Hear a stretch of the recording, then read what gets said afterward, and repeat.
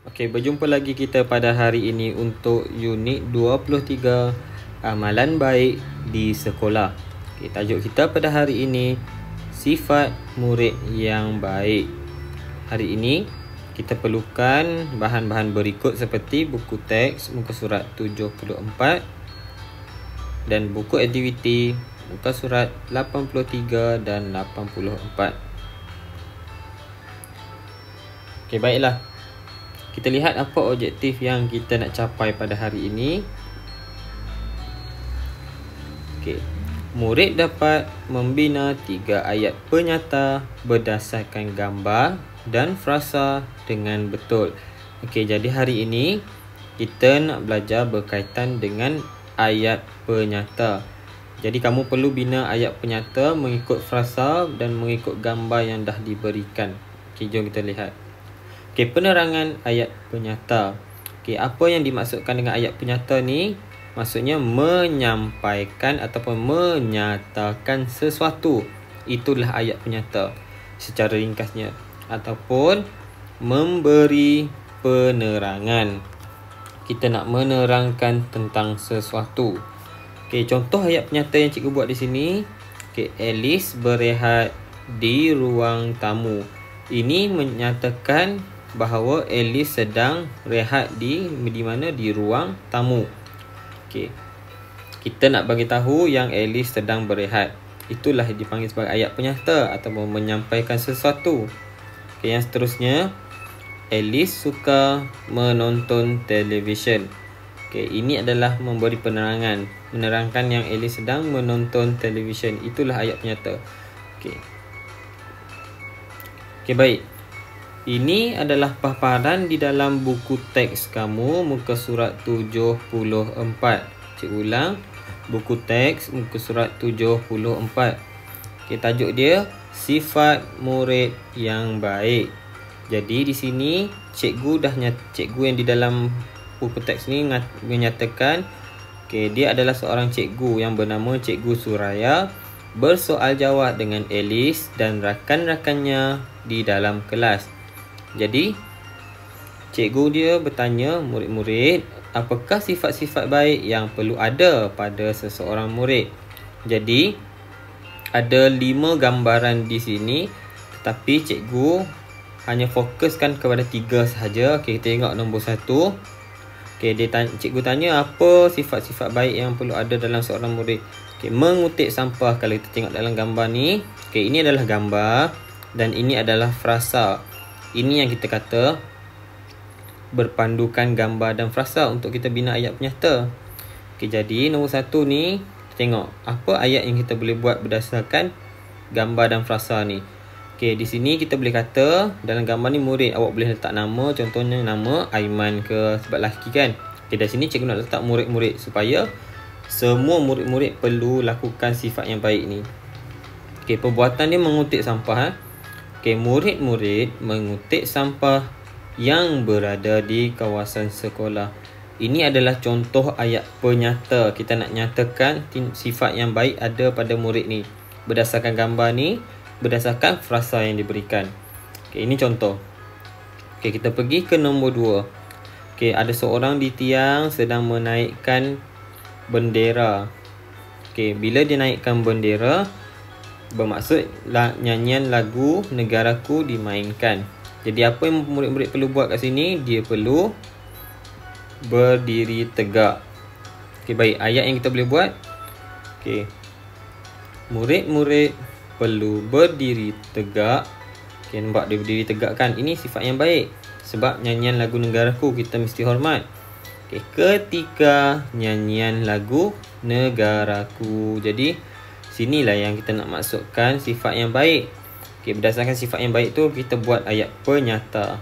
Okey, ini nombor 2. Okey, ini gambar yang cikgu tak tanda nombor ni salah satu sifat yang baik sebab selepas kita gunakan tandas, kita pam tandas tu bersih-bersih supaya orang lain, murid lain pun boleh guna dalam keadaan yang selesa.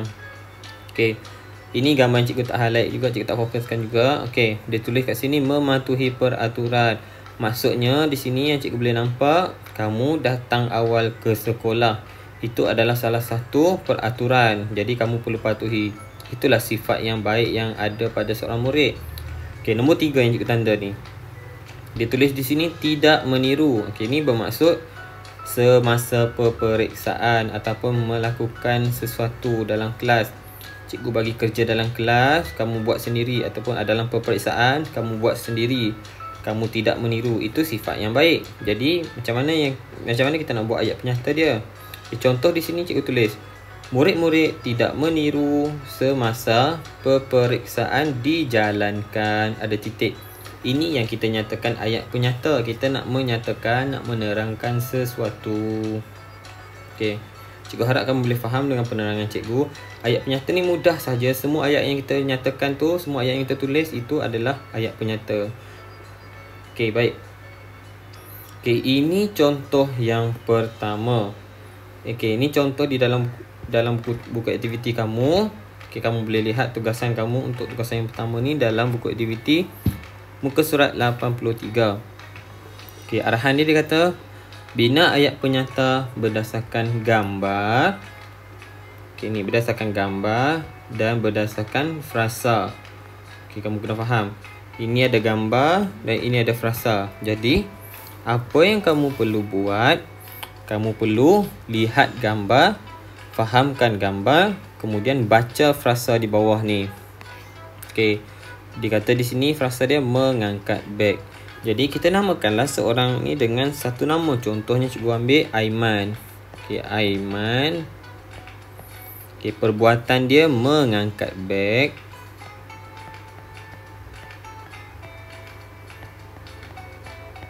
Okey, beg.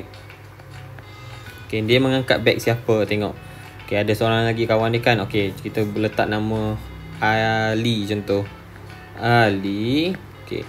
Aiman mengangkat beg Ali. Ayat ni tak penuh lagi, tak lengkap lagi. Aiman mengangkat beg Ali semasa apa contoh? Kenapa kita nak angkat beg Ali? Okey, semasa bila? Ketika apa? Okey, contohnya Ali ni sakit. Okey, semasa beg Ali semasa dia sakit. Kita gantikan nama Ali dengan dia sakit. Okey, contoh. Okey, titik. Ini adalah contoh ayat penyata berdasarkan gambar. Kamu tengok berdasarkan frasa. Frasa dia mengangkat beg. Cikgu pun tulis mengangkat beg, perbuatan dia.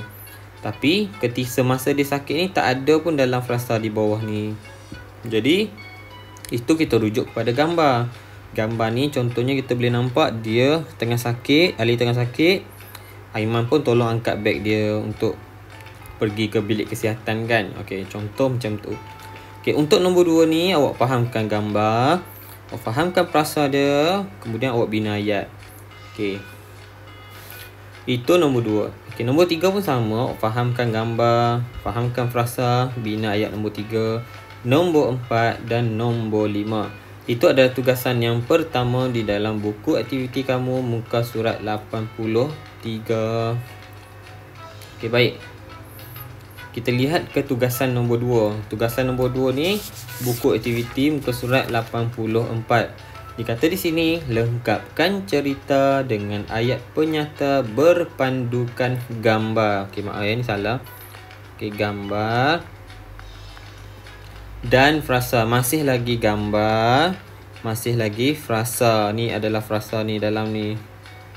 Okey, dia dah bagi petikkan satu cerita di sini. Kamu cuma fahamkan cerita ni, fahamkan gambar, kemudian awak bina ayat. Okey, turutan dia. Okey, ini nombor 1, ini nombor 2. Okey, gambar di bawah ni nombor 3. Okey, gambar ini nombor 4. Okey, berkaitan dengan apa ni? Okey, baik. Dia berkaitan dengan persiapan Hari Anugerah Cemerlang. Okey, berkaitan dengan Hari Anugerah Cemerlang. Jadi di gambar pertama dia bantu dipentas, tampal banner, kemudian dikemas. Okey, nombor 2 ni gambar dia sedang tiup belon, buat persiapan lagi, dia hias lagi di sini. Okey, nombor 3 dah selepas hias, dia susun semua kemas-kemas, dia sapu sampah supaya lagi bersih. Okey, bila dah bersih yang terakhir ni, Okey, dewan pun dah nampak cantik, dah nampak kemas. Okey, cikgu pun cakap terima kasih kepada semua murid-murid kerana membantu. Jadi awak boleh tulis kat sini, mereka hendak buat apa persiapan Hari Anugerah Cemerlang di mana, di sekolah mana, awak tulis. Okey, mula-mula dia buat apa? Okey, dia pasang banner, dia susun. Okey, awak boleh tulis kat sini. Selepas itu, okey, dia tiup belon contohnya, ataupun dia kemas di sini. Okey, awak boleh mula tulis macam tu. Okey, awak boleh rujuk dalam gambar ni. Kemudian awak bina ayat penyata. Satu ayat penyata pun dah memadai berdasarkan gambar. Okey, nombor 4 ni boleh rujuk di bawah ni. Okey, yang selepas itu ni nombor 3. Okey, mula-mula ni, okey, tiup belon ni. Okey, mereka hendak ni awak pilih gambar yang pertama di sini. Okey. Ini adalah tugasan yang kedua untuk awak siapkan. Bina ayat berdasarkan ataupun awak sambung ayat berdasarkan teks atau frasa yang dia dah berikan di sini. Okey, itu tugasan kamu pada hari ini. Okey. Tugasan yang pertama dan tugasan yang kedua. Okey, bila dah siap, jangan lupa untuk hantar kepada cikgu pada ruangan yang cikgu dah sediakan. Okey, sekian, terima kasih daripada cikgu, sehingga kita berjumpa lagi pada masa yang akan datang.